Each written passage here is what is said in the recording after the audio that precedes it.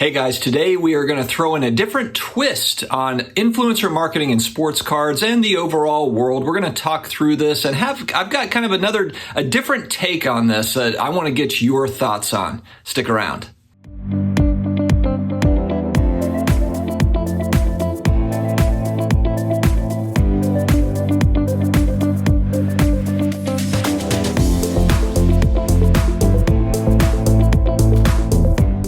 Hello to all my sports card collector, investor, all of my collectibles friends out there in the world. We have made it to the weekend. It is Saturday. I hope that everybody is having an amazing day so far.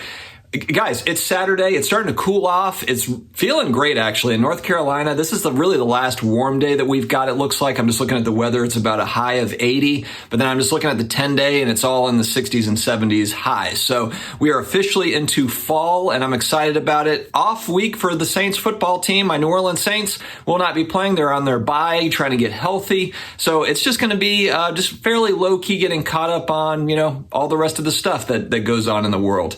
Guys, if you are new here, please hit that subscribe button, the like button, the notification bell if you want to be notified of all the new videos that come out. Typically put 4, 5, 6, sometimes even 7 videos a week out, all about sports cards, collectible stuff, all the good stuff that maybe your family is just tired of hearing you yammering on about. That's what we're here, guys, for. That's what we're here for, guys. Anyway, let's dig into this.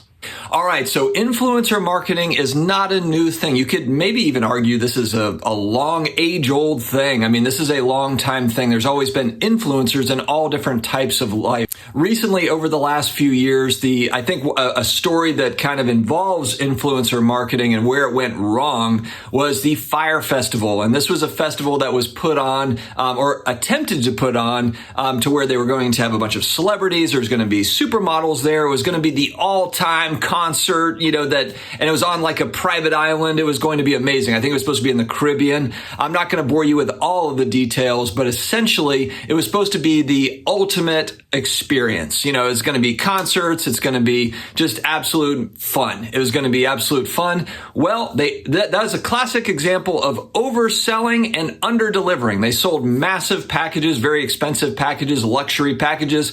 The people showed up and there was nothing luxurious about it. It was rough, and they were trying to get home, and it was really, really bad. But how this thing even got on people's radars in the first place is they paid influencers huge money. I think it was on Instagram and Twitter and all these different places to post about Fire Festival and how it was going to be amazing. These people have millions of followers, and that's how they were able to kind of drum up interest. Of course, there was other ways, but influencer marketing was a big part of it. Really, over the last 4 or 5 years, influencer marketing has become a big part of how companies market. If you look at just how a lot of the big brands do it, it is through Instagram posts, it's through stories and different social media outlets. But influencers are really being focused on by big companies, to get their messaging out so that people can see their products and services. And really, it's kind of been, you have TV, radio, these are old media. They're becoming more old media. And in other words, we're all watching kind of Netflix, Hulu. We're not necessarily watching cable television where we've got commercials, TV commercials near as much as we were in decades previous. And the same goes for radio and other types of advertising. Social media advertising has taken on a whole new life over the last 5 years, longer than that, but especially over the last 5 years. And it doesn't really seem to be slowing down much. And with the advent of social media and really the huge growth of it, younger generations are, they're on their phones, they're on Instagram, they're on Twitter, they're on YouTube, whatever it is. That's really the primary source of information for a lot of folks. And it's not even just the younger generations, it's older generations, and everyone in between. It's really kind of taken hold of our culture. And so, with our little kind of niche market of sports cards, sports memorabilia, which isn't so little anymore, now you're kind of seeing it even take hold in our kind of in the collectibles markets as well. You've got huge YouTube channels, you've got Instagram accounts, you've got Twitter followings for sports cards. And so it's interesting to kind of see how this all evolves. And one thing that I thought that was kind of an interesting topic that I don't really hear talked about really much at all is just there's always so much focus on people that are trying to pump or hype a certain product or cards or collectibles of any sort. Let's just say anything really.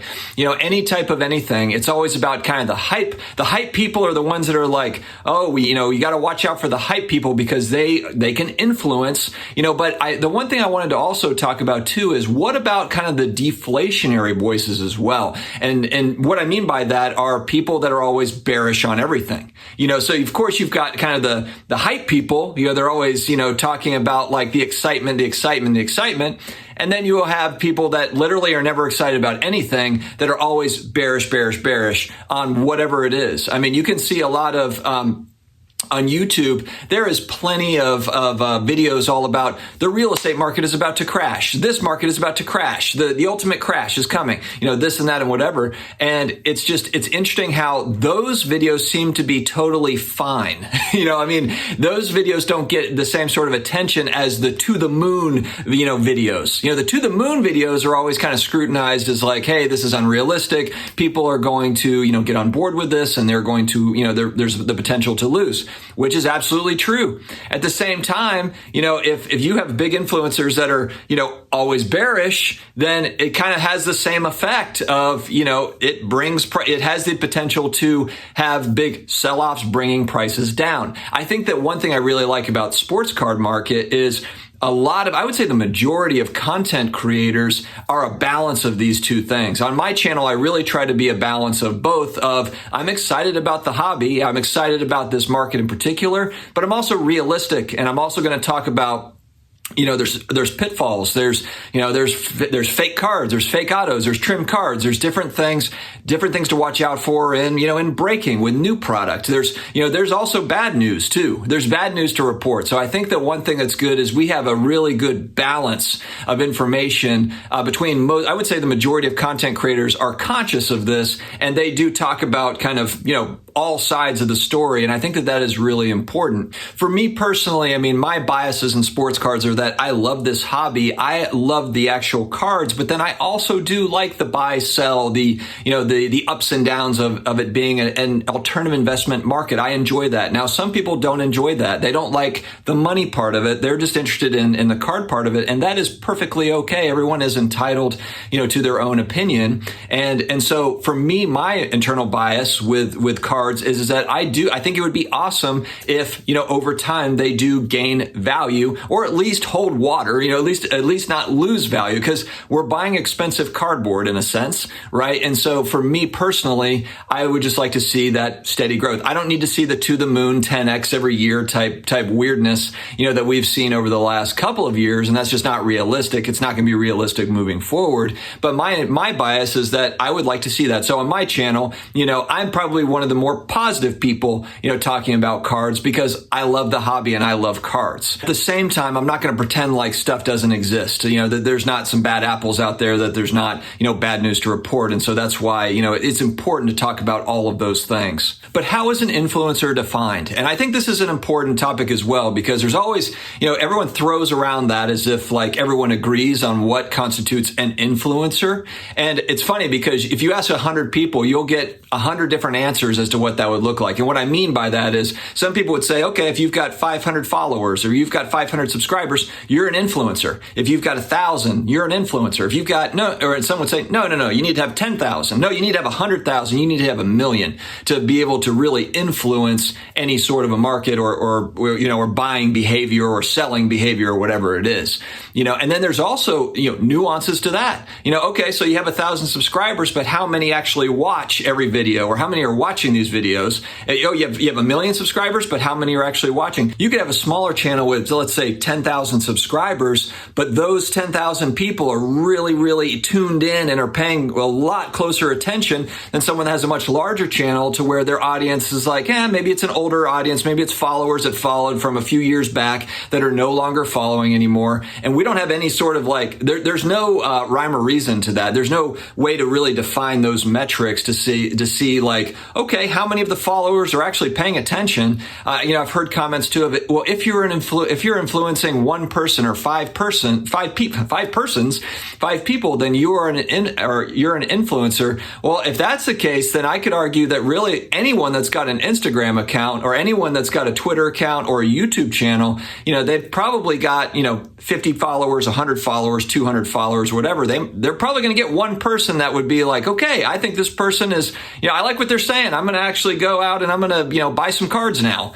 The point is that there's no real rhyme or reason to this. And we all have a camera, a social media account. Everybody's got their own thing going. There's people that have massive Instagram accounts that have very low visibility on YouTube. Massive YouTube accounts don't have very many Instagram followers and Twitter and whatever. And, so you can be a huge influencer on one platform and nobody knows who you are on another platform. It's very interesting. It's very interesting. So guys, I want to hear kind of your thoughts on influencer marketing. What I don't want though is I'm not interested in this content creator or this account or this account. I don't like this or whatever. I'm not here. We're not here to bash other accounts. It's more of healthy discussion on just influencer marketing in general. Do you think that it's overblown in sports cards? Do you think that it's a healthy thing in certain markets, certain ways?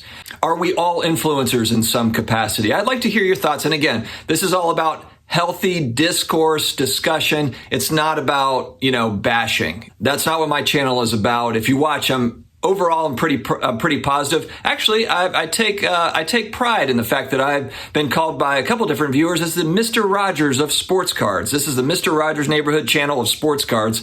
I kind of like that. I think that's fun. That's funny, but I'll take it.